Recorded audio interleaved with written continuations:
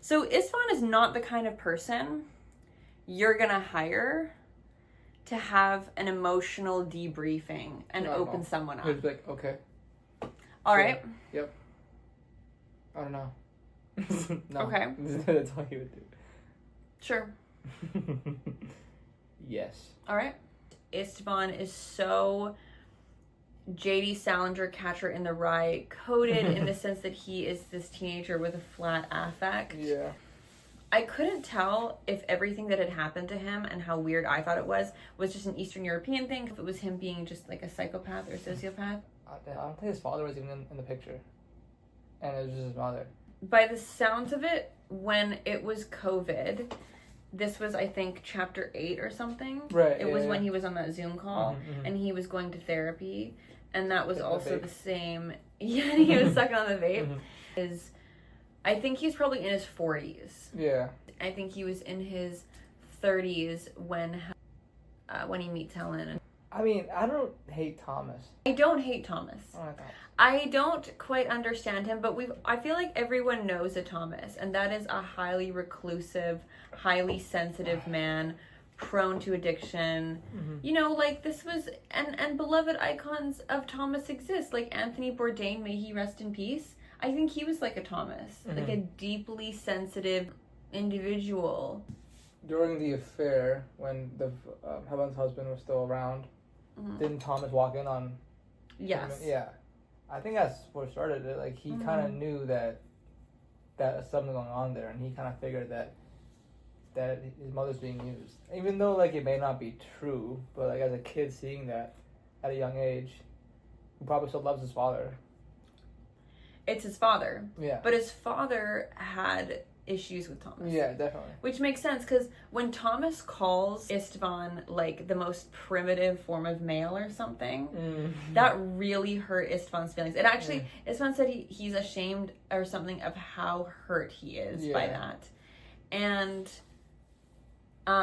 I think Thomas sees Istvan like some sort of caveman. Like barbarian, yeah. Yes, and he sees his father as kind of like that too. Like, he probably, like, obviously Thomas has more love for his father, but it's like more of an acceptance of his father's faults because it's his father, whereas he sees Istvan as an outsider. Yeah. And here's the thing, Thomas comes from money. He sees anyone outside of his sphere with him and his mother and his father as like outsider, foreign. Like his mother full on had an affair with her driver and married him. He had no job besides being their driver. Yeah. You're using her because you're having an affair with my mom on my father, and also while my father is in the hospital. Yeah. Like, here's the thing. Thomas and Istvan were like a perfect character foils, if that makes sense. Because I feel like Istvan was this very flatly, like, no-nonsense type of guy. Yeah. But... And I love when Istvan's mother shows up, I'm always fucking stoked, because I'm like, oh, she's about to just like actually be a more reliable, she's about to confront this unreliable narrator, even though the narrator is third person, she's about to confront this unreliable kind of narration of Istvan as like a third party, which is why I think like it's very Catcher in the Rye-ish of the writing of this book by the wonderful writer David, I want to say Zale? Zale? Yeah, I think it's Zale. I think it's Zale. Zale. He says the Gardeners or whatever in the book are like the Zimanskis, and I'm pretty sure that's Polish. Pretty sure. Did you remember that? Read that? He said he used to smoke 20 cigarettes and then he smoked 40. And then he would take Xanax to go to sleep. May Istvan's mental condition never find me. Thomas's emotional life form. He feels incredibly wronged by Istvan, used by his mother and Istvan. Yeah. And doesn't quite know how to act about it because that's fucking confusing for him. He sees Istvan as an intruder, probably, and also he just, the richer someone is, the more they see like regular public transiting humans as like pond scum. Yeah. And that's an unfortunate reality, actually. I do feel like Istvan, in this scenario, or in this book rather, he has like no inner monologue at all. Like, he doesn't really think. He kind of just does things. And his inner monologue amplifies the little things, like smoking a joint with one of Helen's friends and wanting to sleep with her. Yeah. And grossly minimizes the big things. Like, full on almost, like, beating the shit out of Thomas. Yeah. Not like a rational thought was there. He would he just acted on that. Thomas and Istvan are each other's character foils. Yeah. Yeah, I don't think you can just hate Thomas. You can't just hate him. There's a part of you that wants to, but then there's a part of you that just like, you know what? I get it. Like, if I saw an Istvan, maybe I'd do the same thing. Istvan isn't inherently harmful, I don't think. It is. He's just like, the way he is so detached from reality. Like, I just felt bad for him. I just felt pity for him. Yeah, he let things happen to him all the time, and it just kind of works for him. Or he just gets in a situation like that.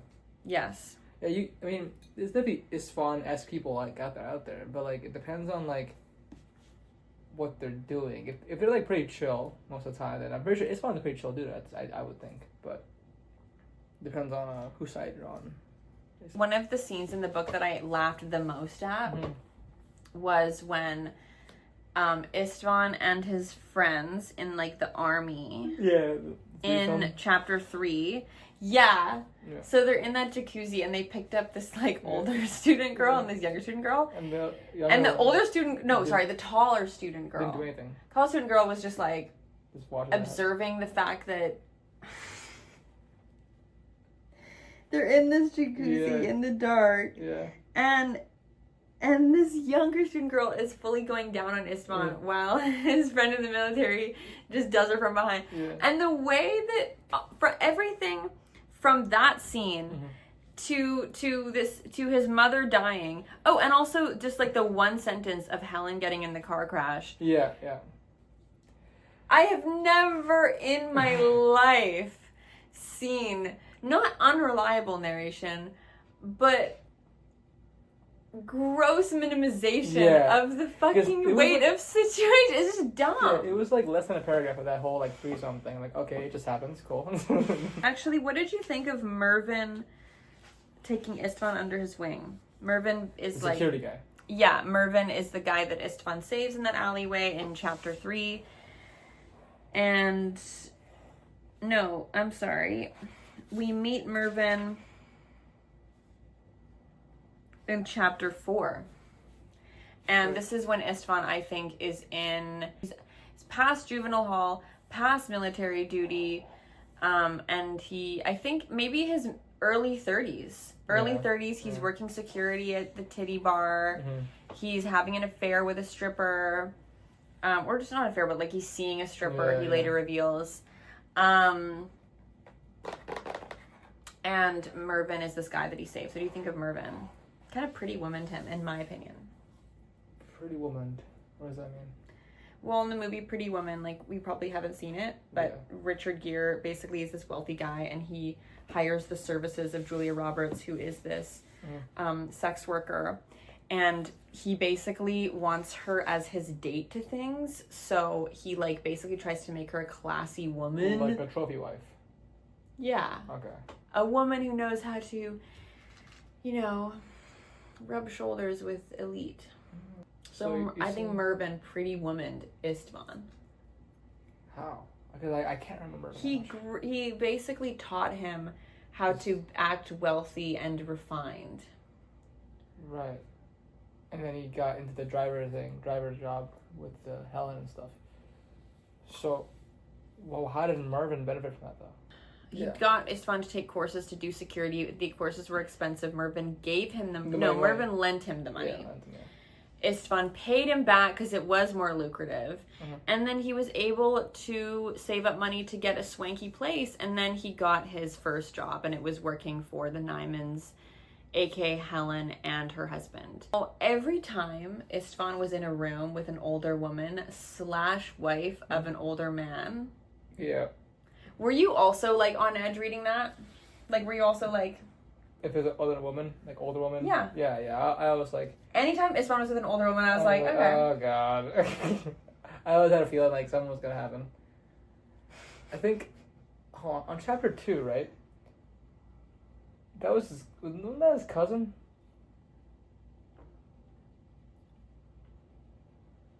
Like first cousin?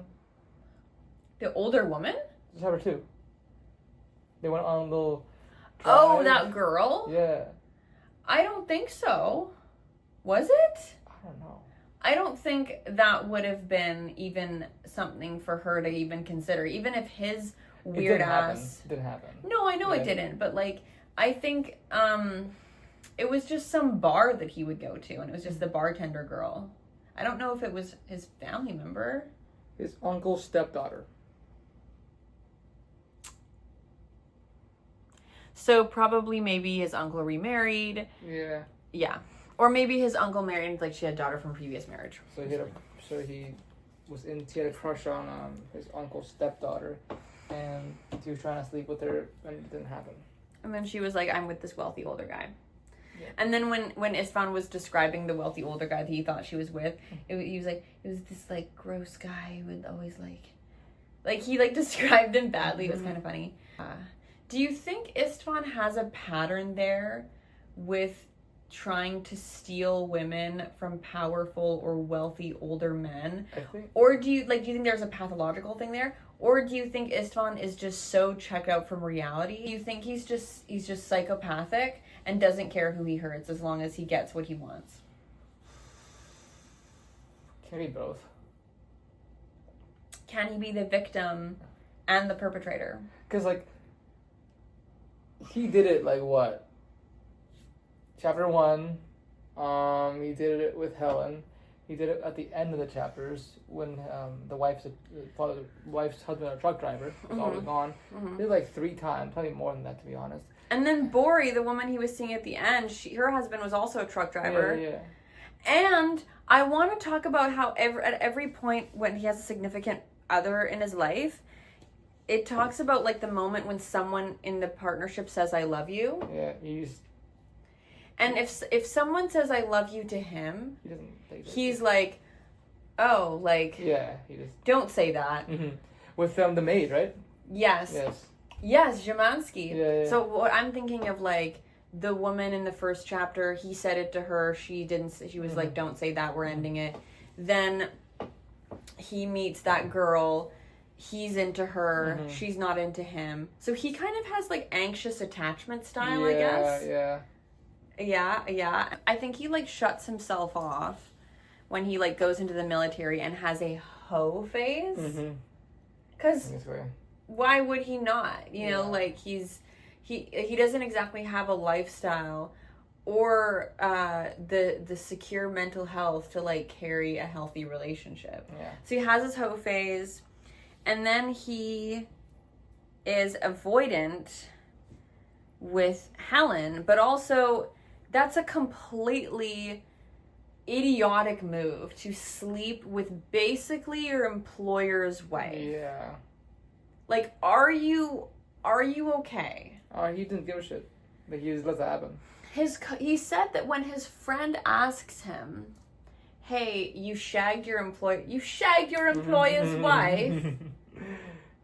And he's like, and Istvan says, yeah, I thought, why not? Yeah. Like, why not? And I'm like, there's so many reasons why not to. Yeah. And then there's Mrs. Zhemansky, who like he kind of like and then she tells him that she has a crush on him, and he's like, I can't deal with this shit. Did he hate her after a while? Yeah, and there were like, I don't know if he hated her actually, but there were like weird moments with Helen's friends, or with like, he would rate their boobs. Like when they're or like when before they were married and after they were married and after they had Joseph, there were weird moments where he'd be like Istvan goes to stand over next to one of the more attractive, or like Istvan goes up and smokes the joint with that lady, but that lady I think she's a lesbian, so like no, it was Helen's single friends, and he says that she had the smallest rack. Yeah. I hate reading books with male narrators. Like, who's raiding the racks when they're in the pool? I'm like, oh, Oh, so we're not... Like, I know nothing about what Helen looks like besides her breast size, by the way. Because it's a male narrator. She wasn't, like, a caricature of elite people, but she definitely was someone who, like, she wanted to get her husband, you know, it's the culture we live in. Even though he could just be a victim. Exactly. Yeah, because it's still rape. Exactly, because she was getting him to do all this shit. Yeah. That lady was fucking weird. And you know what? Helen is fucking weird for doing that. Yeah. And Helen is fucking weird for inviting Istvan to her suite in London while her husband is in the hospital. The thing is Helen swung from, like, I don't know if we should do this. Okay, reasonable, normal, natural.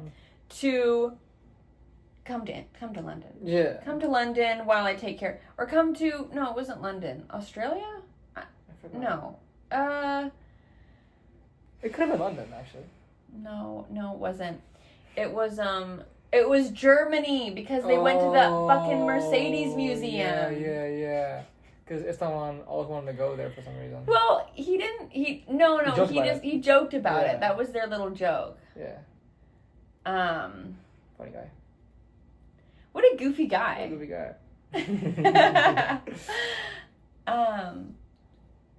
Yeah, Helen's weird. Right? Helen's pretty weird. I mean, I understand her marriage probably wasn't the best. I think for her it was just, like, accessible. There are people online who say how apparently she manipulated Istvan with her money. And you know what?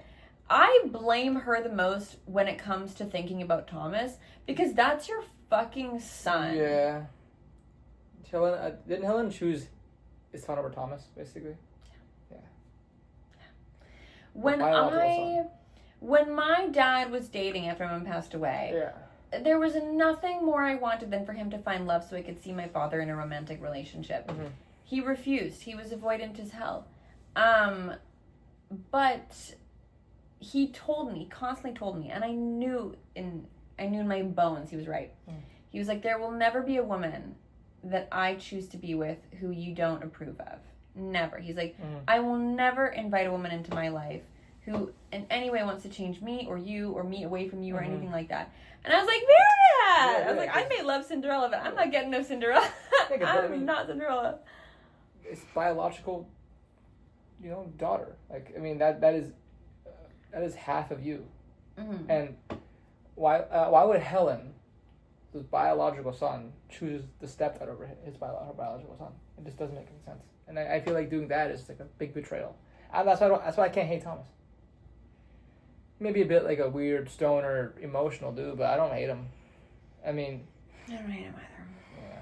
But I definitely think it was interesting that they included a bit of Thomas's life when he was, like, working in that clinic or whatever and trying to be moral and that girl too.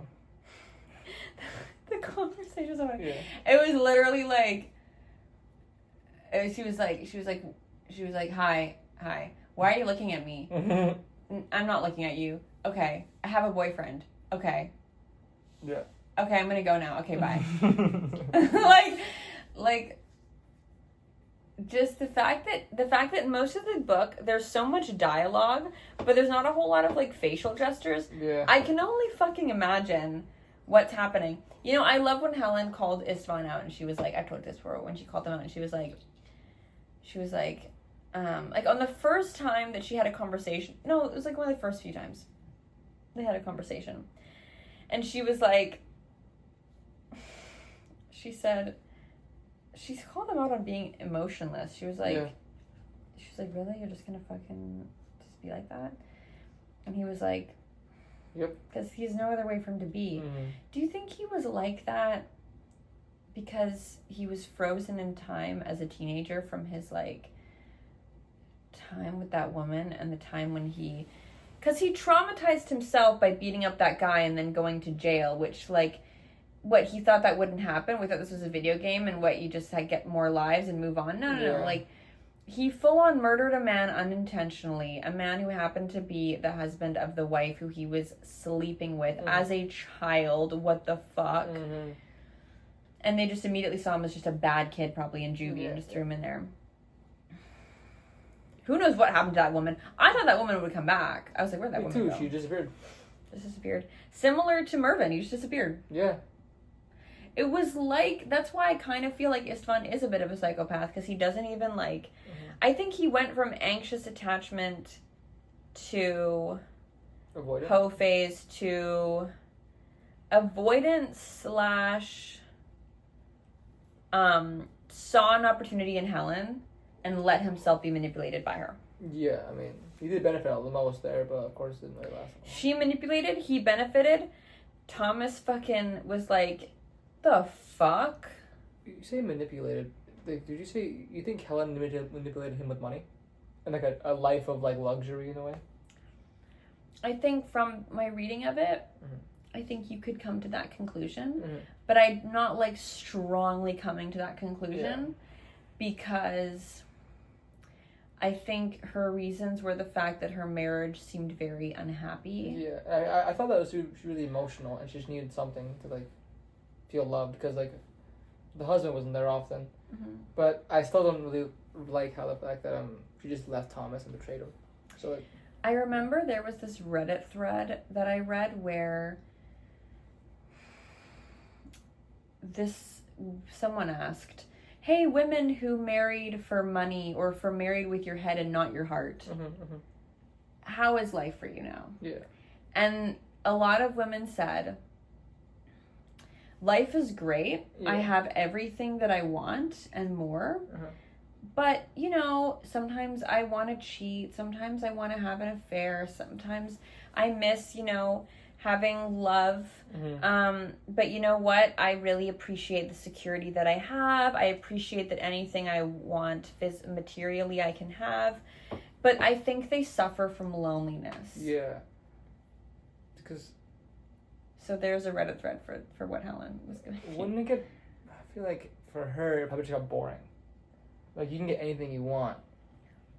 So you just got bored of it. Like, I don't know if I could marry not for love, but honestly, the more I age in life, I think that honestly, I've been lonely living in Boston and moving to the States. Yeah. And I'm like, you know, sometimes you just want companionship. True. And sometimes you want security and companionship if you can take it, you know? I get that. You want to know what the next day will bring. You get used to loneliness, you know what I mean? Like, you get used to feeling lonely. You're like, you know what? Being lonely is not so bad. But then when you meet someone who you actually fall in love with, I don't think she fell in love with Istvan. Maybe they did, because they both seem to be kind of, like, detached from their emotions. At least in the beginning, they're really interesting. And Thomas, like, saw that. Yeah. I think, like, they were repelled by Thomas because he actually felt things. And I think also Helen was very into being proper and being elite. She wasn't like too up her ass about it, but in fact I think she was, because she wasn't like a caricature of elite people, but she definitely was someone who, like, she wanted to get her husband, you know, the really expensive watch. She wanted to, you know, but I think the only thing that would like stymie her was like for example, the Monet painting that her late husband left for her. She never let that go or whatever, because he gave it to her. What did you think about Istvan saving Thomas's life? Oh, from the overdose. Yeah, and Thomas having no interest to see Istvan. Yeah. No apology there. No room for apology there. That was kind of sour, in my opinion. Like, I get it. But like, I wasn't surprised. I kind of expected something. A little something. There was not even a crack of forgiveness Thomas was going to give Istvan. I think Thomas saw Istvan as just like a snake. As just a fucking asshole. Like, primitive male. I think that's what he saw him as. Yeah. But, primitive or not, why did he save him? Like, he had no reason to save him, really. Like, he must have felt like